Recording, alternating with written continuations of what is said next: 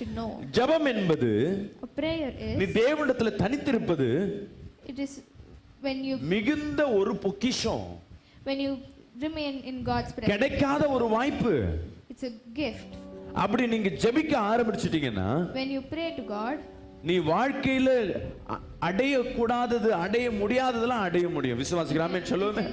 achieve anything you want in உன் life. தலை நாளுக்கு நாள் உயர ஆரம்பிக்கும். God will raise your head day by day.